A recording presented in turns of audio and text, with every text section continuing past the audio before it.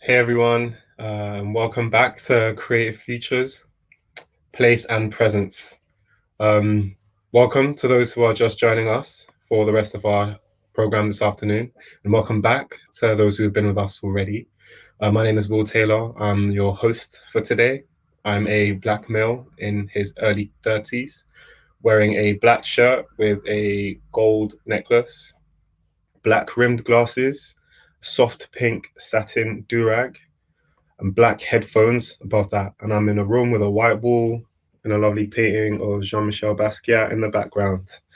I am joined today by Rachel Jones. Rachel is a BSL interpreter. Rachel's pronouns are she and her. She's a mixed race woman in her early 30s and is wearing a black t-shirt. Her hair is red and tied up, and she's sitting in front of a white wall at home. I'm also joined by Emily Quigley, a BSL interpreter. Emily's pronouns are she and her. She's a white woman in her early 30s and wearing a black t-shirt. Her hair is brown and curly, and she's wearing black framed glasses. She's sitting at her desk with a light blue wall behind her.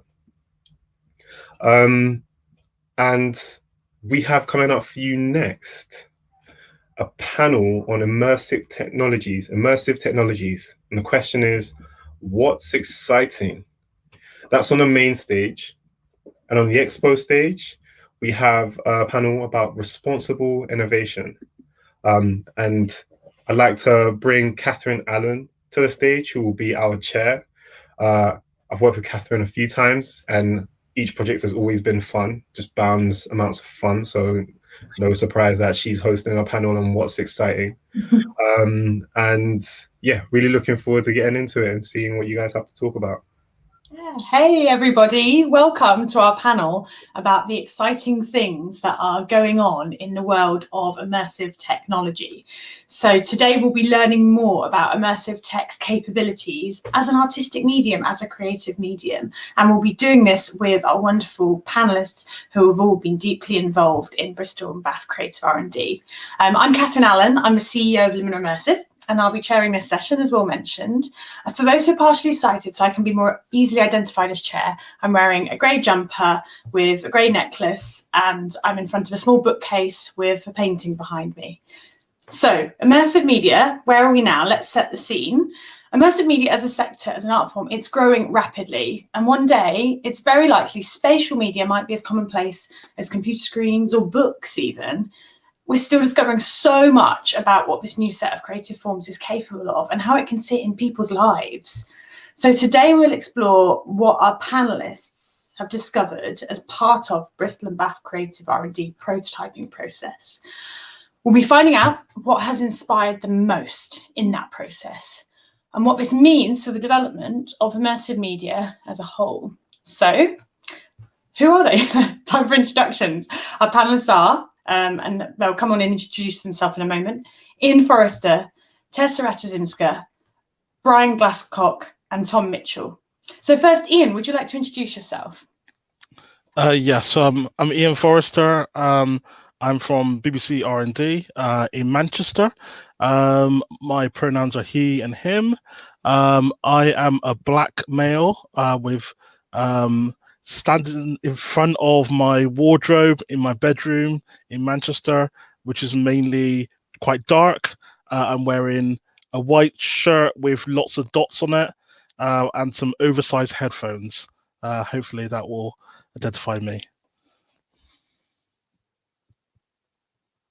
And did you want to introduce your relationship to Bristol and Bath? Oh, yeah, sorry. Sorry, I got caught off in that. So I'm actually from Bristol, believe it or not, a long time ago. But also, I've been working with the Bristol and Bath R&D sector, basically trying to build a community of practice around immersive technologies. I can talk more about that later. Nice, awesome. And Tessa, did you want to introduce yourself? So hi, I'm Tessa Ratuszynska.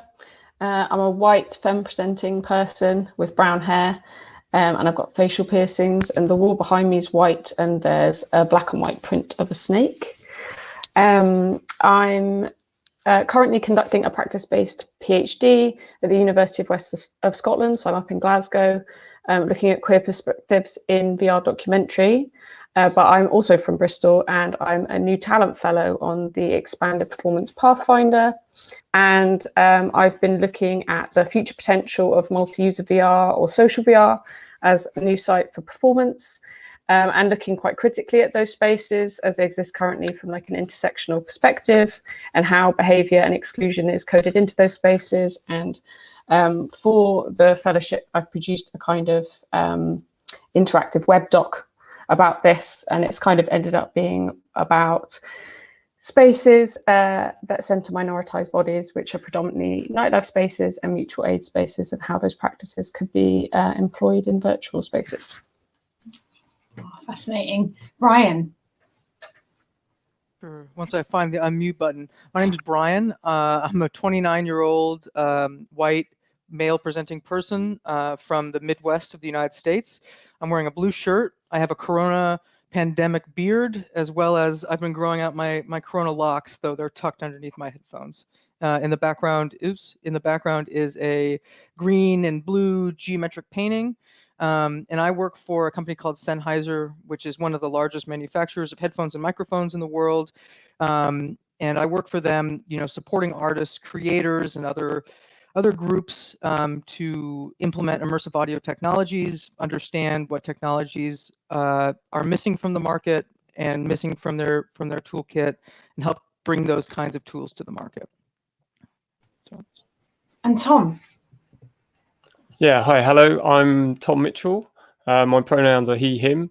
I'm a white man in my early 40s. I have brown eyes, a bit of stubble, grey hair that needs a cut. It's a bit long at the moment.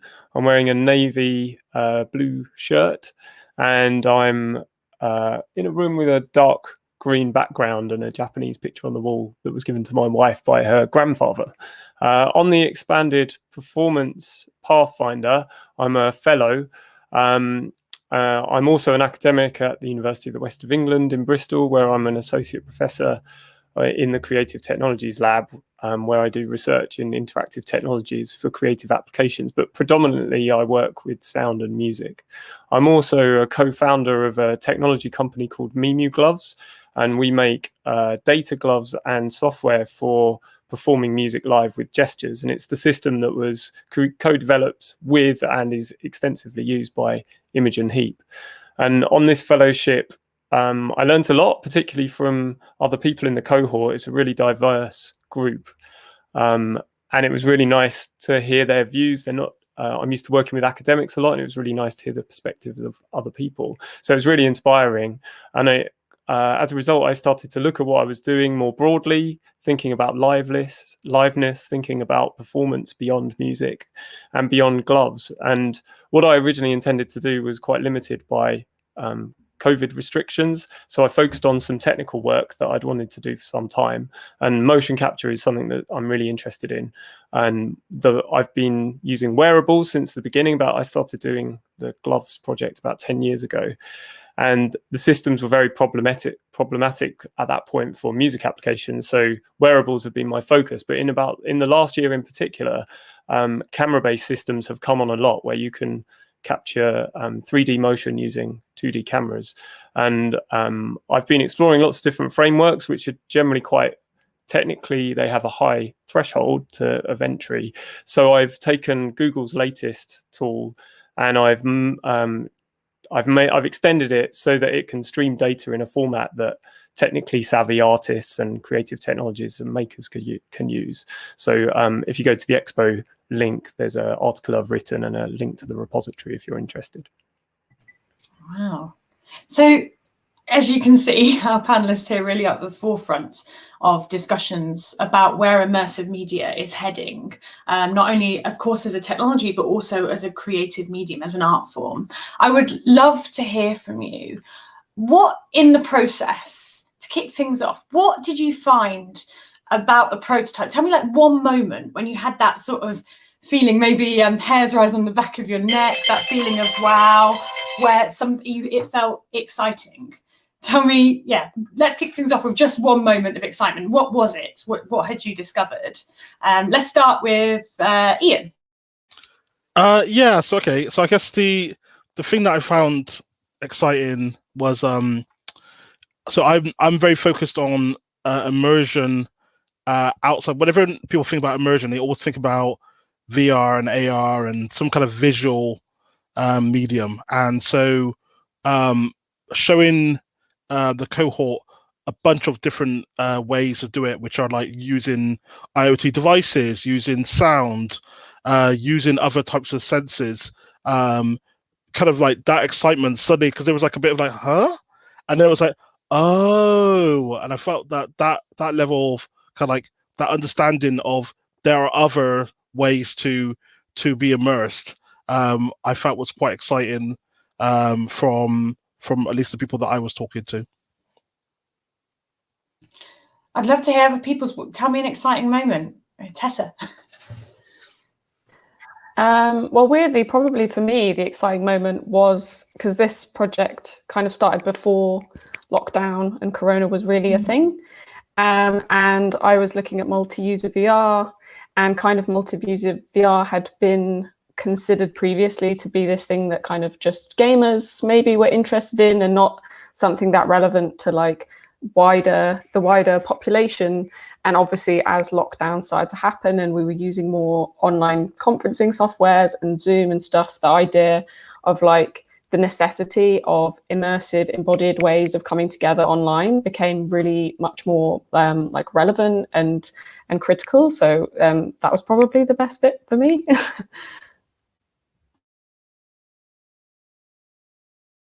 You're on the social position of this new medium then is position in culture and society. Exactly, yeah. Now that's quite malleable, I guess. Yeah. Yeah. Oh, Tom, you look like you were going to say something. I was just going to say you're muted, but I can say my exciting moment. I think having the opportunity to kind of just try things out in a different way was really rewarding. I've been very, very skeptical of camera-based motion tracking, unless you're using really expensive high-end systems, for a long time, and I knew that there'd been progress made, but I hadn't realised quite how good the kind of latest technology is for this. So using that, experimenting with it, and hopefully presenting it in a format that other people can use was really satisfying. Did you find anything new, Brian? Yeah, absolutely. So, I mean, and just to explain a little bit, because I don't think I did this during the introduction, what I did at the Pathfinder is I served as kind of an advisory role, helping artists, fellows think about how they might tackle spatial audio problems in their particular project, and trying to equip people with mindsets and frameworks to think about how to solve these problems and achieve the results that they want.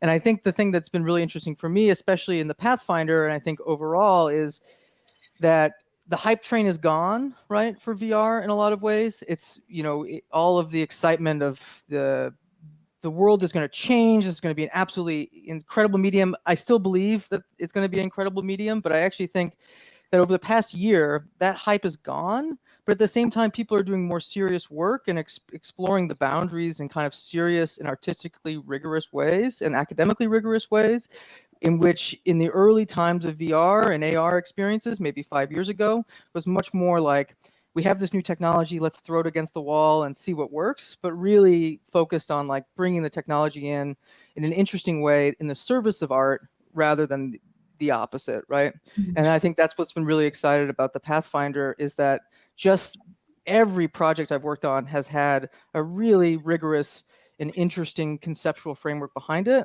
and a reason to use spatial audio that is not, and to use other immersive technologies that are not just, oh, this is the cool new technology, let's use it, but really in ways, thinking about and engaging with those technologies in ways that, that's essential to the storytelling that they're trying to do, right? And I think that's something that's super exciting.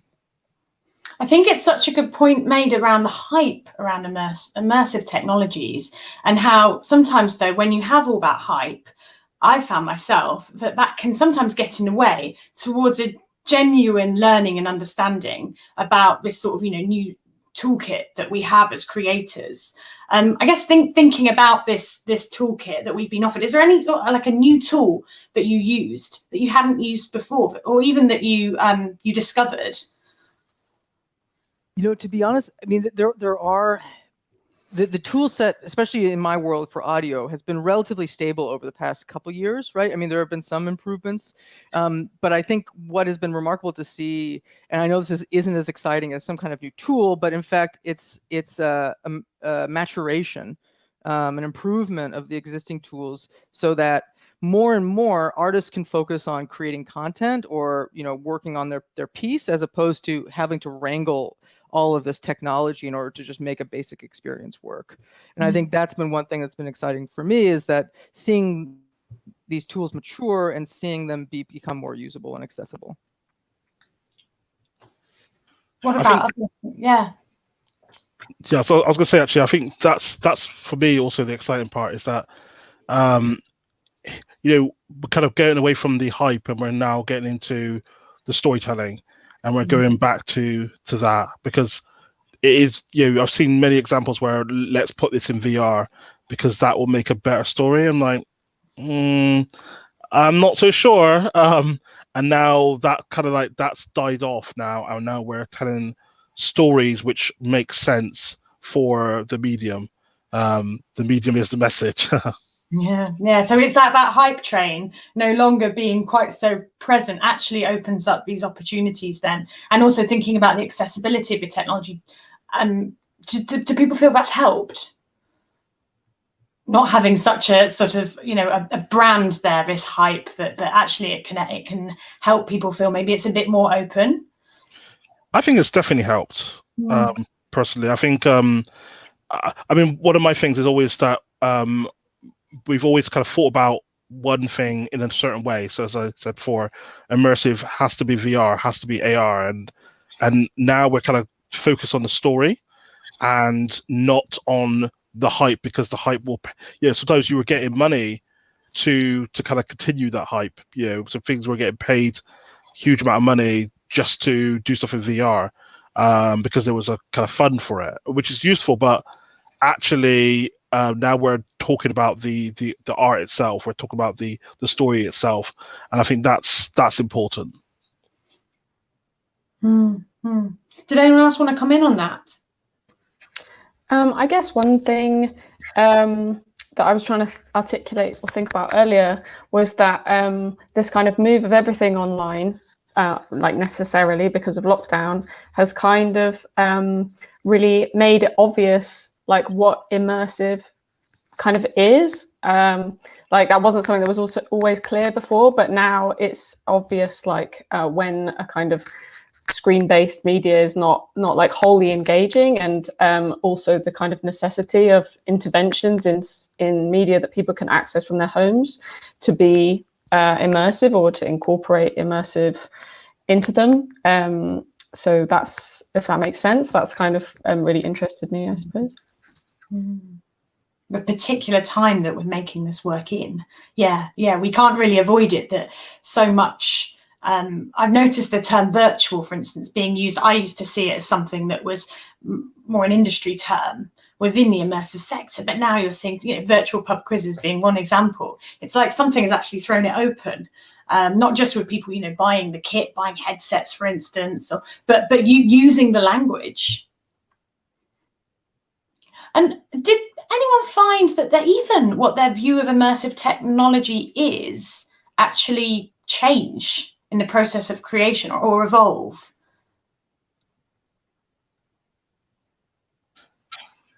I certainly did. Sorry, I'm gonna chime in again. I certainly did. It was.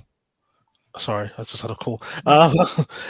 So I think, for example, out of the cohorts, one of the artists said they wanted something. So one of the things that I've been working on is this kind of adaptive. It's called adaptive podcasting. But one of the things that I had never realized or never thought about was the idea of the soundtrack is tied to the language of the phone. So you instantly get this kind of immersive experience, but it's in your language without having to select it. And that selection, it's kind of like, I could see it, as someone was explaining to me, that takes you out of the experience. You'll get into experience, and it's, we're used to it being in English, and you're kind of like, okay, straight in there. But actually having to go, I'm not that strong on English. I actually prefer it in, for example, French or Urdu or something like that. That for me was like, oh wow, I had never thought about that before. So for me, little things like that suddenly changed my mind or got me thinking about actually, what is immersive? How far do you go? Do you start from the very beginning, or do you kind of? It's all these things that just kind of like got me thinking. I'd like to be immersive is there's an element of adaptability that made it even more immersive. Absolutely. Yeah. Does anyone else find that there was an evolution in what immersive can be? Maybe looking at the different senses even.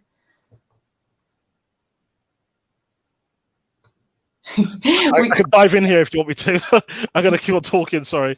I think that, so one of the things that we also do is we're using the phone and all the different sensors. And I just saw people experimenting and playing with little things like, for example, is the phone in your pocket? There's a sensor on your phone which will tell you if it's in your pocket or if it's in a bag or if it's out in the open. And there were examples that people were coming up with that were, oh, actually, that could then enable this kind of thing to happen, or enable this speech to happen, or take the story in this direction. And it's those little things that I hadn't really thought about, which normally I'm just gonna go, well, yeah, it just uses it, just knows if you're in the pocket or not, but to be able to like automatically know that the person's using speakerphone, and then to change the speech from you to all of you, for example, is those things, that little things that add to the immersion. And would you say, thinking now about Brian and Tom's work as well, that there's an exploration maybe in an assumption that immersive equals visuals, 360 visuals, there we go, there's immersive. But I feel like there's actually, having looked at your projects, there's so much more in terms of, different senses, haptics, audio. I'd love to hear more about that. I can go on that. It's quite interesting that you say that. I had a conversation recently on a project that I work on with a researcher at UCL called Harsha Balasubrinan. I hope I pronounced her surname properly there. But she's a blind researcher, and she pointed out something that I had kind of noticed subconsciously, but not that obviously, about how people talk about sound and immersion, and that it's quite often not referred to as immersion, but some kind of augmented reality, which sort of implies that sound is secondary to vision, and you can't experience it in a sort of with the suspension of disbelief that you would if you'd blocked out your visual environment and replaced it with something else. So I really think sound can add so much and is yet to be explored. And this novelty factor that we talked about earlier, where that's kind of gone now. You can't just do anything with immersive technologies. You have to have good content. I think that we're going to start to see we're seeing it already, especially with COVID, that's accelerated this development. Really interesting content coming out, and the use of sound in ways that is really novel and interesting. Brian, did you have any regarding sound? Any thoughts there? Yeah, I think there's been some interesting explorations in audio only kind of augmented audio experiences. And I think if you look at publicly what, Facebook, regardless of whatever, anyways, I'm not going to broach that subject, but Facebook Reality Labs has been doing, at least from their publicly available information, a bunch of research in kind of audio-centered augmentation, right? And obviously, there starts to become all kinds of serious questions about what happens when a company sits between you and your senses, and the role and ethics of mediation of your senses in those situations, which is probably beyond the topic of this, but important, I want to say. But they've been doing a lot of interesting research on audio-focused, audio-specific augmentation, and using that as a way, as an additional like an additional layer on top of the world. And I think there's interesting ideas. Bose played around with this a little bit with the Bose AR specs, which kind of failed a little bit. I think it's for similar reasons the spectacles failed from Snapchat. Just they look kind of silly. But yeah, I mean, I think there's more experimentation in audio only. And I think podcasts are also a big part of that because of the focus on audio. But yeah, I mean, I think I think it would be. I think maybe Ian's probably got something interesting to say. I think to follow up.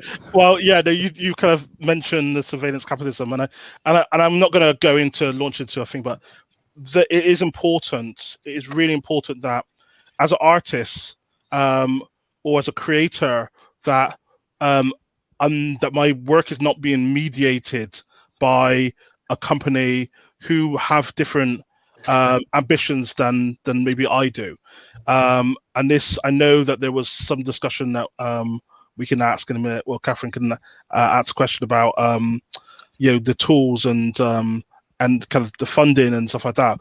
But I know, for example, we deliberately in the adaptive podcasting work, we've made it so it's going to be open source. We're making it as lo-fi as possible so people can take it in the direction they want. Now, that is frustrating for some people because they want, sometimes people want a polished project or a polished thing that they can just get their kind of teeth into. But then you basically struggle with kind of that ownership because the thing is owned by another party. And I think there's a struggle between the two. Like, do you want it to be this kind of like complete thing with the funding, with the ways to the market, or do you want something which is a little bit more scrappier, which you have to do more work with, or you have to collaborate more with other artists, which is, I think, I personally would go for. This is what we're trying to do. It's what we were doing with the Bristol and Bath cohort, is to build that kind of community of practice so you're all learning from each other rather than relying on a big player to tell you or to fund you. Hopefully that is a lot there, sorry. No, Tessa, I feel like your work really speaks to this point as well, around who's like looking at Club XXY. I really felt there was a sort of a breaking free from almost looking at some of these tools. You have to think about the origin and who's made them, and there was a sense of real freedom that I felt in experiencing your work. I'd love to hear your perspective here. Yeah, well, definitely there's sort of like my background or whatever, or like what I'm interested in is kind of like querying technology, and definitely that only happens once technology's got over this like hype, people have lost interest, it becomes more open source and more accessible, and then other people unfunded or with low funding can get in there and kind of like make work which I feel is maybe a little bit more interesting often. And definitely there's questions about like making work, particularly making work about or with minoritized people, and then making that work or those spaces available inside, for example, a Facebook-owned headset, and like what the ethical questions about that are. That's something that I've actually like been really constantly asking myself across the project. I think to go back to like another point earlier about expanding our ideas of immersion and what that is, I think the fact that previously I considered kind of like interactivity maybe something that I wasn't so much of a fan of, especially in the VR documentary context. But I really feel like that was because I was experiencing a lot of VR and other immersive medias in a public context, and when that stuff's brought into the home, when you're making choices, you're making them as yourself. And a lot of work, I'm thinking particularly of Daniela Braithwaite Shirley's work, where the interactivity is all about you as a audience member and like what your responsibilities are in space and side work. That's like been something that's been quite eye-opening to me across this. I feel like before we move on to throw this open to the floor, questions from the audience, there's just one question I'd love to ask each of you, which is looking at the general developments that have happened in the last year. Is there something that, as a creative, as a maker, something that feels particularly exciting? So not necessarily mean if you've done this within your own work, but a new tool, a new superpower that you'd like to share. Start with Tom. Yeah, a new tool I've seen in the last year is, from Facebook. Aside from the fact that they're trying to take over everything, they've bought loads of interesting companies looking at like hand gesture recognition. There were two companies, one called Control Labs and one called Myo, that use EMG sensors, electromyogram, and these are like wrist sensors that pick up muscle and nerve activity, and then from that they are managing to work out what you're doing with your fingers. So I'm really excited about this, because while I love using data gloves because they're the most practical for the context I work in, which is live music, there's all kinds of issues where you'd like to be able to wash them, but then they're filled with electronics, and there's all kinds of other practical issues that come into play. So having something that's just like a watch that could pick up the movements of your hand to the same level of fidelity is really exciting. So we'll see. There's some cool videos. I put a link to it in my article on the expo. So and if it works as well as it does in the video, it's really impressive. Brian. I guess this might be a boring thing to be excited about, but honestly, what I'm excited about, especially over the past year, has been the continued growth of the number of people who have access to VR headsets or who use VR on a regular basis. And again, I don't know, it's kind of directly related in some ways to the lack of hype around it, right? It's, there was this hype cycle for 3 years where everyone was really trying to, and again, I think this raises an interesting question, especially in like the first 3 years, like from the first Oculus Rift, a lot of the content was either funded by advertising agencies for the most part, like most of the high-level content, or funded primarily by the device manufacturers themselves. So I think what we're starting to see now is less funding from the device manufacturers, so that the actual work produced is not beholden to a kind of particular idea of virtual reality, and more people in their homes using virtual reality on a daily basis, at least in the United States, the numbers I have. So like last year, even though VR kind of fell off the map, in the US, we added 10 million people who you have tried or regularly use VR. So it's still growing, even though it doesn't seem like it. And I think that's exciting. Yeah. I completely very much see that point in the research that Limon has done. Actually, we found we've got a tracker, and at the moment we've got 3% of UK internet users use virtual reality at least once a week, and that's a sample size of like 2,000. So yeah, we're seeing a similar theme. Tessa, what have you seen in the broader big picture that's exciting? Well, I was really trying to rack my brains for a technology thing. But actually, if I'm honest, what's really exciting for me is that, again, because there's much more prevalence of these things like online conferences, and maybe they were already existing in their spaces, or maybe they've been brought in, but like accessibility measures and understanding how important those are, like a BSL interpretation, live captioning, things that actually I wasn't seeing as much of before. And I think that moving forward, the understanding that anything, especially stuff that you can access from home, is also essentially has to be accessible to a broad number of users in multiple senses.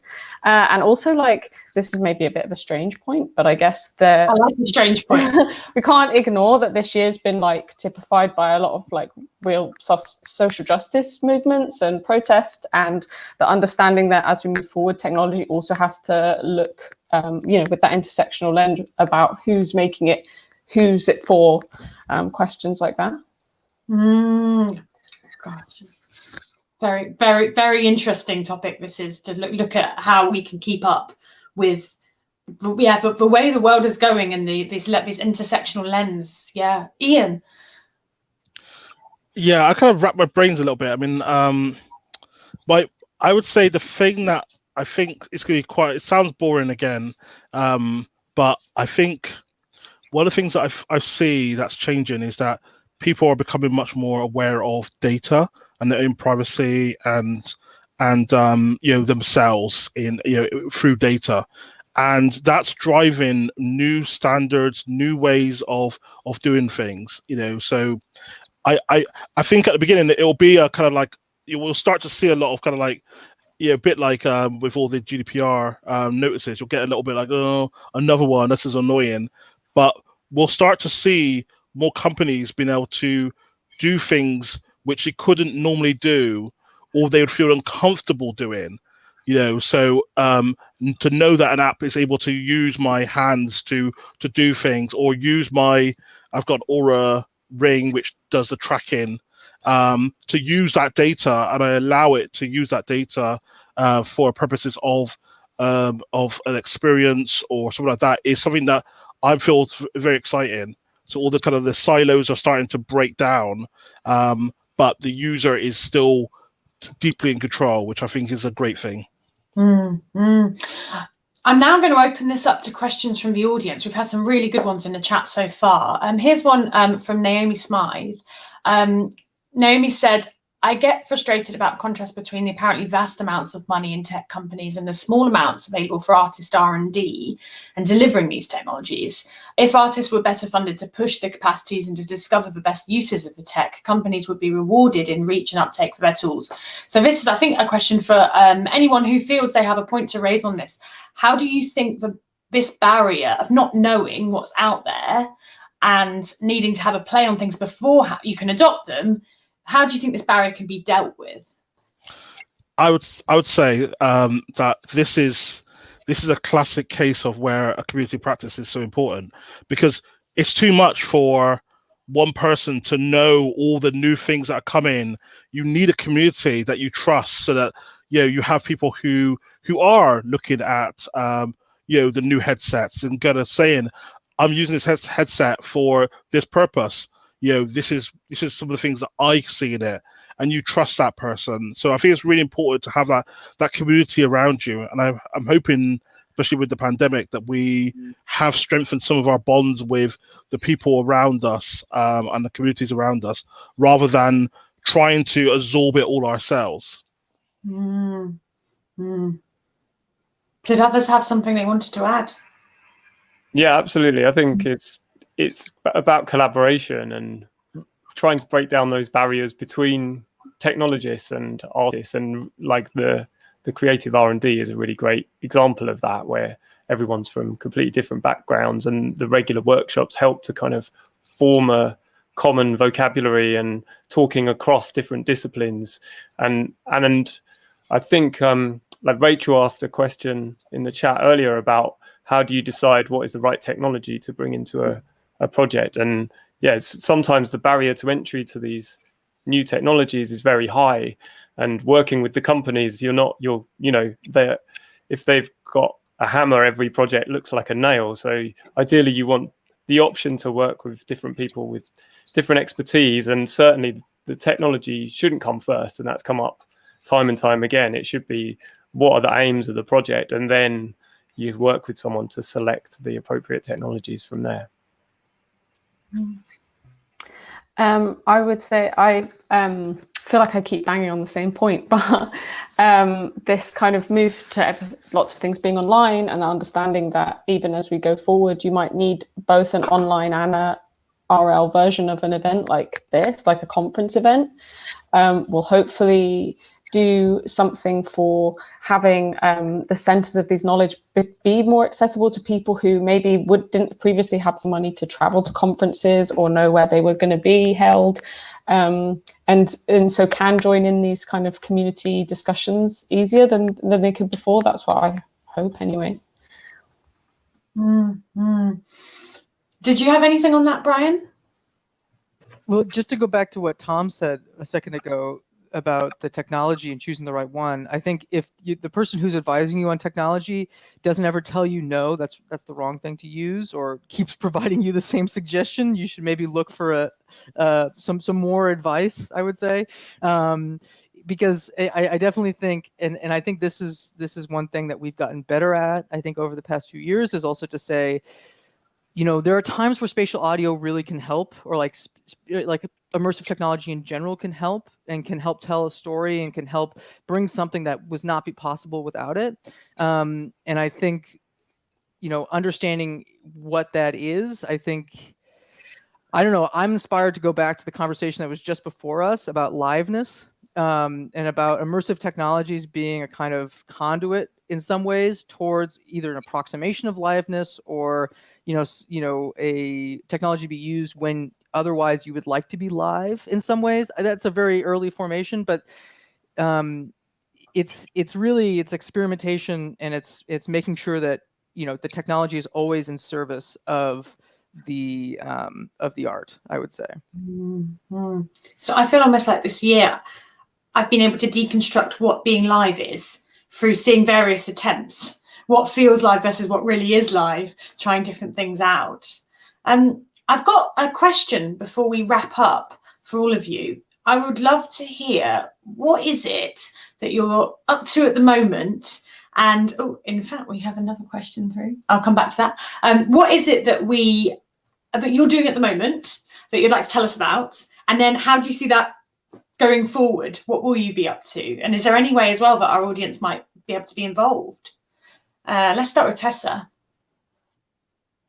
Yeah, well, I'm actually in the third year of my PhD, so that's what I'll be doing, is finishing that, hopefully. Yeah, so the kind of web doc that I've made is the output for this research, Club XXY, which is in the expo today. That's it on its first pass, so I hope there'll be another version of that, hopefully, with the kinks ironed out of it. And then, yeah, that's my PhD, basically. And if our audience want to follow you to see the project further evolve, what's the best way to do that? Oh, that would probably, I guess, Twitter, but I'm getting used to learning Twitter, and I believe I'm T Ratuszynska, but I don't know. Ian. Yeah. Okay. So R&D, we've got Storykit, which is on MakerBox. So you can look there, and you could try it out yourself. Sign up and try it out, which is an interactive story maker. But also, me personally, I'm very focused on implicit interaction using your phone. So we're building this thing called adaptive podcasting, which we're going to release onto the Google Play Store as a beta, and we will open source the whole lot for creatives in the future. I mean, we're talking probably this year, I hope. That's kind of fulfilling all my stuff right now. So our audience today could be using your tools pretty soon. Yeah, if you're interested in using it now, then come and talk to me, because we have got betas that you could try out right now. And the best way to get in touch? Any preference? Yeah, at Cubic Garden on Twitter. Cool. And Tom? Yeah, there's a project that I'm going to start very soon with a collaborator who works at Memu called Izzy Valentine, and Izzy led a Arts Council bid with a production with an arts agency called Film Pro, and she was successful, which is brilliant. So we're going to start this project next month, which is called Remote Control, and I'll put in the hop-in chat, I'll put a link to the Twitter page, if I can do that. Yeah, that's worked. The project is we're going to run a 2-month residency with disabled artists to explore the potential for the Memu gloves in digital art. So I've been thinking about the gloves outside of music and in the arts area. So we're going to run this 2-month residency, and we're going to be announcing a call for residents next month. So if people tune into that Twitter page, they'll see that announcement, and we'll be looking for a research intern and also a social media person on the project soon as well. Lots to be getting involved with then. And finally, Brian, what are you up to? What's coming up? Yeah, we have some exciting stuff coming, and I think I can tease it without getting in trouble with my employer at this point by saying we're looking at, exclusive feeling. Yeah. We are working on a number of technologies in order to enable artists to create audio-only experiences that exist in physical space that also bridge a gap between augmented audio and actual physical locomotion. And I'm pretty excited about it, and I'm pretty excited to share with the Pathfinder people and also with the Watershed and Bristol R&D folks once we have more information about that, because I think there will be some exciting possibilities with this new these new technologies. We're throwing open this excitement for our audience to be getting involved with too then. Awesome. And I know that there's some links that will be coming into the chat. So thank you so much. That was a fascinating panel. I didn't think I could get more excited about immersive media, but I have. I think we've had this real increase in adoption, and there's been less hype, more genuine discovery. So thank you so much, everybody, for joining us and exploring these developments. And thanks very much.